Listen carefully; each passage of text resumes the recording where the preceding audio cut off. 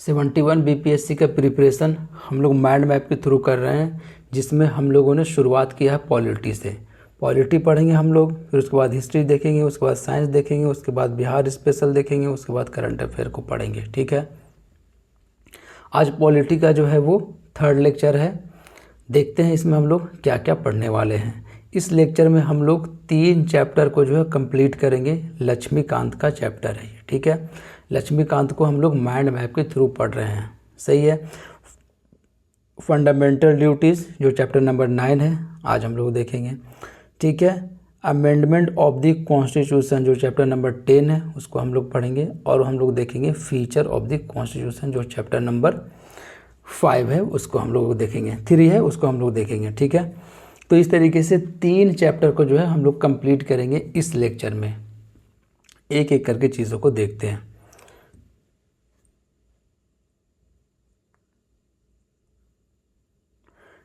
सबसे पहले हम लोग देखते हैं फंडामेंटल ड्यूटीज़। इसकी क्या कहानी है भैया।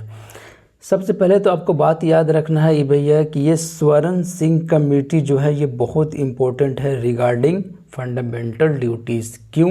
क्योंकि स्वर्ण सिंह कमेटी के रिकमेंडेशन से ही फंडामेंटल ड्यूटीज़ को लाया गया था। सही है। जब स्वर्ण सिंह कमेटी ने फंडामेंटल ड्यूटीज़ के बारे में जब बात किया तो भैया फिर 42nd कॉन्स्टिट्यूशनल अमेंडमेंट एक्ट 1976 जब आया था तो उसमें ऐड किया गया आर्टिकल नंबर 51A और पार्ट 4A। ठीक है, इस तरीके से फंडामेंटल ड्यूटीज़ को कॉन्स्टिट्यूशन में ऐड किया गया through part 4A and article number 51A। ठीक है, जब स्वर्ण सिंह कमेटी ने रिकमेंड किया फंडामेंटल ड्यूटीज़ को तो 8 फंडामेंटल ड्यूटीज़ को जो है वो रिकमेंड किया था। सही है। जब 42nd कॉन्स्टिट्यूशनल अमेंडमेंट एक्ट के तहत पार्ट 4A लाया गया, ठीक है, तो उसमें बात किया गया 10 फंडामेंटल ड्यूटीज़ की। और अगर अभी करेंटली बात करें तो टोटल कितना है 11 फंडामेंटल ड्यूटीज़ है। तो कहेंगे सर अब ये 11th नंबर वाला कहाँ से आया। तो भैया फिर 86th कॉन्स्टिट्यूशनल अमेंडमेंट एक्ट 2002 आया था जिसमें आर्टिकल नंबर 51A के ऐड किया गया। ठीक है, 51A सब क्लॉज के इसको ऐड किया गया through 86th constitutional amendment act 2002। सही है। इस तरीके से टोटल 11 फंडामेंटल ड्यूटीज़ है हम लोगों के पास। एक और कमेटी है जिसको आपको याद रखना है, Verma committee which is related to fundamental duties. बस इतना ही याद रखना है। ठीक है, इंस्पायर्ड बाय USSR। यहाँ सवाल आता है कि भैया फंडामेंटल ड्यूटीज़, ठीक है, कौन सा कंट्री से इंस्पायर्ड था। तो इंस्पायर्ड था किससे? USSR से। ठीक है, कुछ फंडामेंटल ड्यूटीज़ को देखते हैं जो इम्पोर्टेंट है। To uphold the sovereignty, unity and integrity of India, सबको ये बात पता है। To promote harmony, brotherhood among all the citizen, ये भी बात पता है। To preserve rich heritage site and composite culture, ये भी बात पता है। Protect and improve natural environment. ठीक है, उसके बाद to defend the country and render national service when upon to do so, जब ऐसा ज़रूरत पड़ेगा तो ये काम आपको करना पड़ेगा। इम्पोर्टेंट क्या है? सबसे ज़्यादा इम्पोर्टेंट यही है कि जो भैया 86th कॉन्स्टिट्यूशनल अमेंडमेंट एक्ट 2002 आया था जिसमें ऐड किया गया 51A सब क्लॉज के आर्टिकल नंबर, उसमें ये कहा गया कि 46 to 14 ईयर्स तक के एज के बच्चों को, ठीक है, आप एजुकेशन दीजिएगा। ठीक है, to provide opportunities of education to his child between the age of 6 to 14 years. अब 86th कॉन्स्टिट्यूशनल अमेंडमेंट एक्ट 2002 के तहत ही आर्टिकल नंबर 21A जो है ऐड किया गया फंडामेंटल राइट के अंदर, और ये कहा गया कि 6 to 14 ईयर्स तक के एज के बच्चों को आपको फ्री एंड कंपलसरी एजुकेशन देना पड़ेगा। फंडामेंटल राइट जब हम लोग पढ़ेंगे तो डिटेल में देखेंगे सारी चीज़ों को। आगे चलते हैं फंडामेंटल ड्यूटीज़ में, इससे ज़्यादा कुछ है ही नहीं। क्या क्या है चीज़ें आपको इम्पोर्टेंट जो है याद रखना है, वो याद रखना स्वर्ण सिंह कमेटी, ठीक है। उसके बाद याद रखना किसके थ्रू आया था भैया, तो 42nd कॉन्स्टिट्यूशनल अमेंडमेंट एक्ट 1976 के थ्रू आया, जिसमें ऐड किया गया आर्टिकल नंबर 51A, ठीक है, और पार्ट 4A। अभी टोटल 11 फंडामेंटल ड्यूटीज़ है। 11th नंबर का जो है वो ऐड किया गया था 86th कॉन्स्टिट्यूशनल अमेंडमेंट एक्ट 2002 के तहत, जिसमें कौन सा आर्टिकल ऐड किया गया, 51A के सब क्लॉज के। वर्मा कमेटी रिलेटेड है फंडामेंटल ड्यूटी से और इंस्पायर्ड बाय द USSR, हम लोग देख चुके हैं। अब हम लोग देखते हैं आगे अमेंडमेंट ऑफ द कॉन्स्टिट्यूशन की क्या कहानी है। तो अमेंडमेंट ऑफ द कॉन्स्टिट्यूशन हम लोग जब पढ़ेंगे तो उसमें देखेंगे कि आर्टिकल नंबर 368 में सारा प्रोविज़न दिया हुआ है कि पार्लियामेंट को जो है आर्टिकल नंबर 368 एम्पावर करता है to amend the constitution and its procedure के बारे में बात करता है आर्टिकल नंबर 368। तो आर्टिकल नंबर 368 जो है इम्पोर्टेंट है regarding amendment of the constitution. अब इसमें जो प्रोसीजर दिया गया है अमेंड करने के लिए पार्लियामेंट को, वो देख लेते हैं क्या है। Procedure laid down in article number 368। तो कुछ इम्पोर्टेंट चीज़ है पीटी पॉइंट ऑफ व्यू से जो आपको याद रखना है, ठीक है।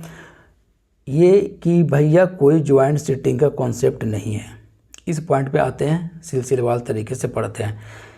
देखते हैं introduce in either house of parliament and either minister और प्राइवेट मेंबर। पहली बात तो ये 2 मेंबर है, या तो प्राइवेट मेंबर या कोई भी मिनिस्टर, दोनों में से कोई भी किसी भी हाउस में, चाहे वो लोकसभा हो चाहे राज्यसभा हो, कहीं भी इनिशिएट किया जा सकता है, इंट्रोड्यूस हो सकता है, ठीक है।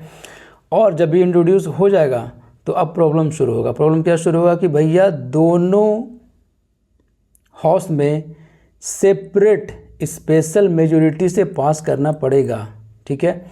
अब चाहे लोकसभा हो या राज्यसभा हो, यहाँ भी स्पेशल मेजॉरिटी चाहिए, यहाँ भी स्पेशल मेजॉरिटी चाहिए, और दोनों को सेपरेट पास करना पड़ेगा। यहाँ इंट्रोड्यूस हो गया तो यहाँ पास हुआ, तो फिर यहाँ इंट्रोड्यूस होगा, यहाँ पास होगा। यहाँ इंट्रोड्यूस हुआ तो उसके बाद यहाँ जाएगा बिल, तो फिर यहाँ पास करना पड़ेगा। लेकिन दोनों जगह स्पेशल मेजॉरिटी से और दोनों जगह सेपरेट। क्यों? क्योंकि यहाँ पे कोई कॉन्सेप्ट है ही नहीं ज्वाइंट सिटिंग का। There is no concept of joint sitting in the constitutional amendment act. ये हो गई बात। अब हम लोग देखते हैं कि if bill seek to amend the federal provision of the constitution, अगर ऐसा बिल है जो फेडरल प्रोविज़न को अमेंड करने का बात कर रहा है, तो उसमें क्या होगा, इसमें ये होगा भैया कि half of the state legislature by the simple majority rectify करना पड़ेगा, ठीक है। It must be ratified by half of the state legislature, सही है।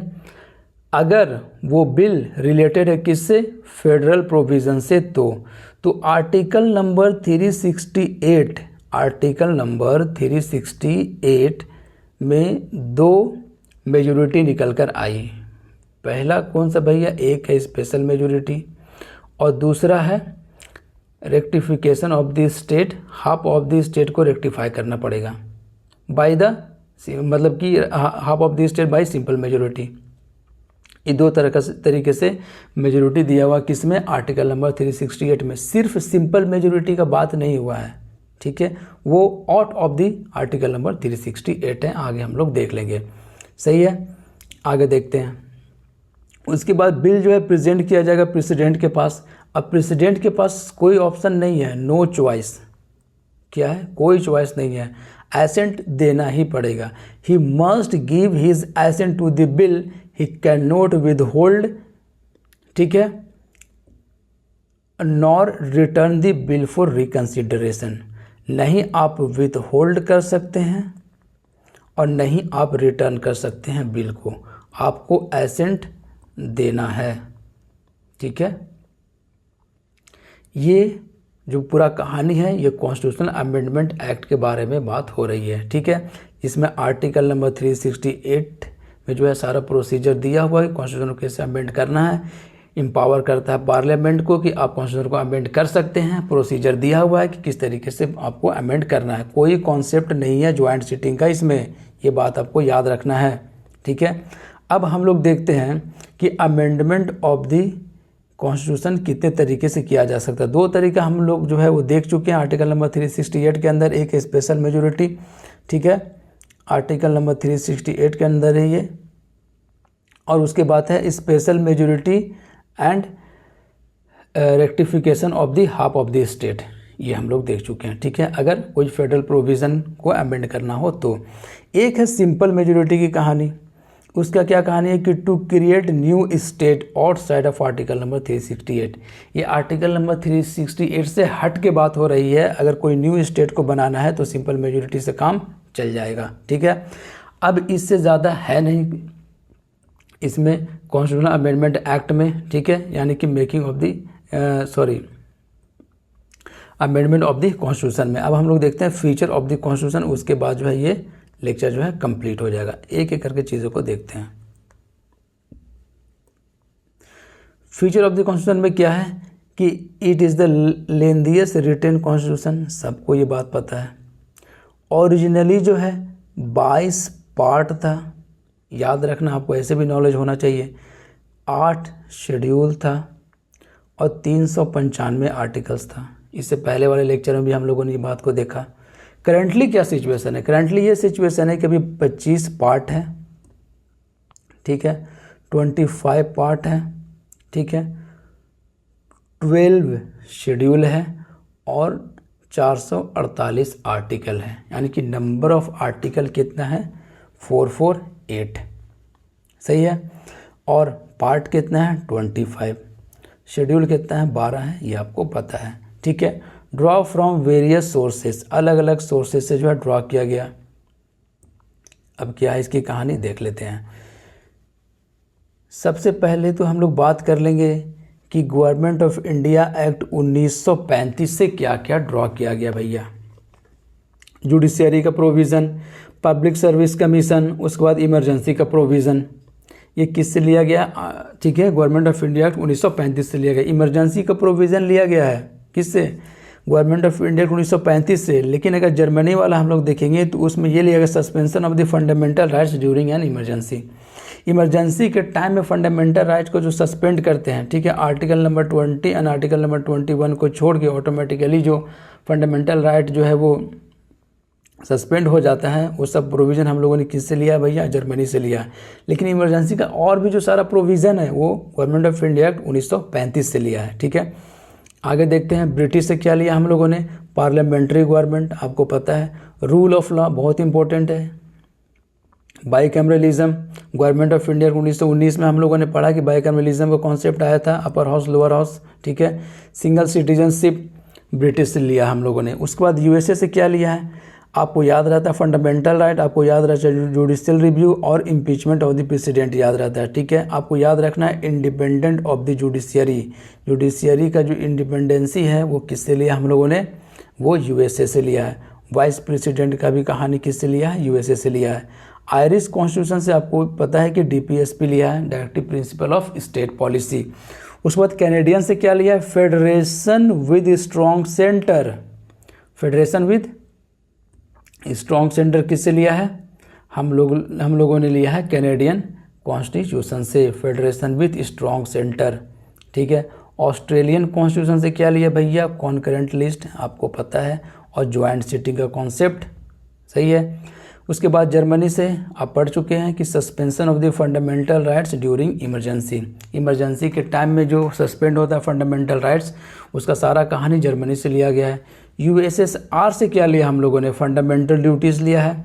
Ideal of the justice in the preamble, justice का जो आइडिया है प्रीएम्बल में वो हम लोगों ने लिया है यूएसएसआर से, और फंडामेंटल ड्यूटीज़ तो यूएसएसआर से लिया, अभी हम लोगों ने देखा है। फ्रेंच से क्या लिया है भैया? फ्रेंच रेवोल्यूशन में क्या निकल कर आया था? लिबर्टी, इक्वलिटी और फ्रेटर्निटी, तो यही लेंगे, जाहिर सी बात है। Republic, liberty, equality, fraternity in the preamble, ये हम लोगों ने लिया है फ्रेंच रेवोल्यूशन से। उसके बाद procedure for amendment of the constitution, यानी कि ये सारा कहानी जो था अमेंडमेंट का भी हम लोगों ने पढ़ा है, ये किससे लिया है, अमेरिकन कॉन्स्टिट्यूशन से लिया, ये साउथ अमेरिकन कॉन्स्टिट्यूशन से लिया है, ठीक है। उसके बाद जापानीज़ से हम लोगों ने क्या लिया, नहीं जापानीज़ कॉन्स्टिट्यूशन से क्या लिया, प्रोसीजर एस्टेब्लिश्ड बाय लॉ। ये कॉन्सेप्ट जो हम लोगों ने लिया है, ये सबको पता होता है कि जापानीज़ से हम लोगों ने लिया है प्रोसीजर एस्टेब्लिश्ड बाय लॉ, ठीक है। इतना ही पढ़ना था ये 3 चैप्टर में, ठीक है। इस तरीके से ये लेक्चर भी जो है भैया कंप्लीट हो जाती है। लेक्चर नंबर 3 है, 2 लेक्चर ऑलरेडी कंप्लीट है, आप जब प्लेलिस्ट में पढ़ा हुआ आप जाकर देख सकते हैं। फंडामेंटल ड्यूटीज़ हम लोगों ने देखा, अमेंडमेंट ऑफ द कॉन्स्टिट्यूशन हम लोगों ने देखा और फीचर ऑफ द कॉन्स्टिट्यूशन हम लोगों ने देखा। एक लेक्चर में 3 चैप्टर को हम लोगों ने कंप्लीट किया है। अब लक्ष्मीकांत जब आप पढ़ोगे तो इससे ज़्यादा आपको कुछ मिलना है ही नहीं, ठीक है। छोटा छोटा सा चैप्टर है, दिमाग लगाने की ज़्यादा ज़रूरत नहीं है। एक पेज में 3 चैप्टर का जो है नोट्स है, आप 3-4 बार इसको रीड कर लो, इससे ज़्यादा सवाल बनेगा नहीं, इससे ज़्यादा सवाल आएगा भी नहीं। 42 कॉन्स्टिट्यूशन अमेंडमेंट एक्ट के तहत है। Fundamental duties 86 constitution amendment act 2002 आपको याद रखना है। 51A सब क्लॉज के आर्टिकल ऐड किया गया था, ठीक है। अमेंडमेंट ऑफ द कॉन्स्टिट्यूशन में कोई ध्यान क्या रखना है कि भैया ज्वाइंट सीटिंग का कोई कॉन्सेप्ट नहीं है, ठीक है। 2 तरीके से 2 मेजोरिटी के बारे में बात किया गया है, एक है स्पेशल मेजोरिटी और दूसरा है half of the state legislature को रेटिफाई करना पड़ेगा, ठीक है। और सिंपल मेजोरिटी के तहत न्यू स्टेट को क्रिएट करना है तो वो काम कर लेता है parliament. Feature of the constitution में हम लोगों ने देखा कि भैया ओरिजिनली 22 पार्ट था, 8 शेड्यूल था, 395 आर्टिकल था। अभी क्या सिचुएशन, अभी 25 पार्ट है, ठीक है, 12 शेड्यूल है और 448 आर्टिकल है। और उसके बाद हम लोगों ने देखा थी कि भैया कौन कौन सा कॉन्स्टिट्यूशन से, इंडिया वर्ल्ड के कॉन्स्टिट्यूशन से क्या क्या चीज़ें हम लोगों ने लिया है, ठीक है। ब्रिटिश से क्या लिया है, यूएसए से क्या लिया, आयरिश से क्या लिया, कैनेडियन से क्या लिया, ऑस्ट्रेलियन से क्या लिया, जर्मनी से लिया, यूएसएसआर से लिया, फ्रेंच से लिया और साउथ अमेरिका से लिया, उसके बाद जापानीज से लिया। ये सब सारी चीज़ों को हम लोग जो है वो देख चुके हैं। मिलते हैं हम लोग फिर नेक्स्ट लेक्चर में और best of luck for your exam. आप चैनल को सब्सक्राइब कर लीजिए, बेल आइकन को आप दबा दीजिए ताकि जैसे ही नेक्स्ट लेक्चर आएगा आपको नोटिफिकेशन मिल जाएगा। ओके, मिलते हैं हम लोग नेक्स्ट लेक्चर में। Best of luck for your exam.